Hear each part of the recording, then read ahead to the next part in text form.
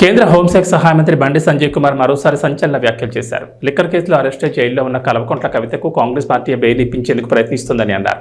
Congress senior నేత అభిషేక్ సింఘ్వి కవితకు bail ఇప్పించేందుకు కోర్టులో వాదనలు వినిపిస్తున్నారని చెప్పారు.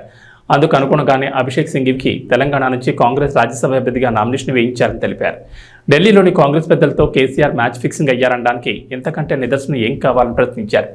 కేసీఆర్ చెబితేనే కాంగ్రెస్ పార్టీలో ఎంపీ సీట్లు, ప్రభుత్వంలో మంత్రి పదవులు ఇస్తున్నారని తెలిపారు. ఈ విషయం తెలిసి కాంగ్రెస్ ఎమ్మెల్యేలు కేసీఆర్ ఫామ్ హౌస్కు క్యూ కడుతున్నారని వ్యాఖ్యానించారు. మహేశ్వరం నియోజకవర్గంలోని తుక్కుగూడ సమీపంలోని రావిరాల గ్రామంలో నిర్వహించిన సూర్యగిరి ఎల్లమ్మ బోనాల ఉత్సవాల్లో బండి సంజయ్ పాల్గొన్నారు. అమ్మవారిని దర్శించుకుని ప్రత్యేక పూజలు నిర్వహించారు. ఈ సందర్భంగా బీజేపీ రాష్ట్ర అధికార ప్రతినిధి వీరేందర్ గౌడ్, రాష్ట్ర నాయకులు అందెల శ్రీరాములు యాదవ్తో కలిసి మీడియాతో మాట్లాడారు. రావిరాల సూర్యగిరి ఎల్లమ్మ అమ్మవారిని దర్శించుకోవడం సంతోషంగా ఉందన్నారు. అందరూ సుఖ సంతోషాలతో ఉండాలని అమ్మవారిని వేడుకున్నారు.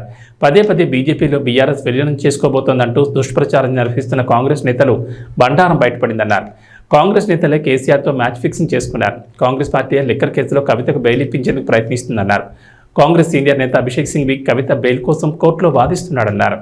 ఈ దేశం గురించి కానీ, ఈ దేశ ప్రజల పేద ప్రజల గురించి కానీ, ఈ దేశాన్ని రక్షించడానికి మేము ముందు ప్రవర్తించబడతాం. మంచి ఆలోచన వాళ్ళు కూడా సపోర్ట్ చేస్తారు.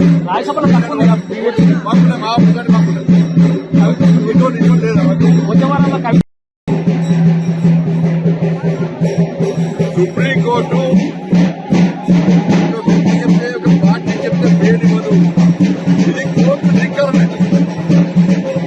కాంగ్రెస్ పార్టీ అట్లా మాట్లాడుతుంది, కోర్టు ధిక్కరణ.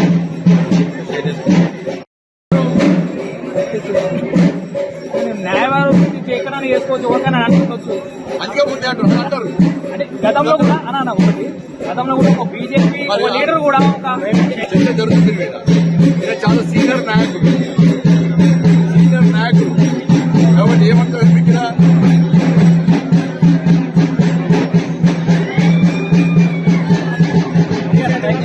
మాట్లాడదు.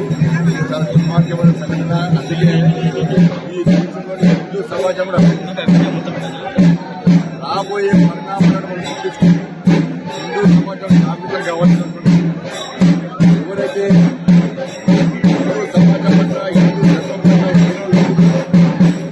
వాళ్ళ పట్ల అప్రమత్తంగా హిందూ సమాజం సంఘటన కావాల్సిన అవసరం ఉంది. బంగ్లాదేశ్లో జరిగిన పరిణామాలు చూడాల్సిన అవసరం ఉంది. వీళ్ళు మాట్లాడలేరు, వాళ్ళు మాట్లాడుతున్నారు. ముఖ్యంగా మనం ఏం చేస్తున్నామో ఒకసారి హిందువులు జాగ్రత్తగా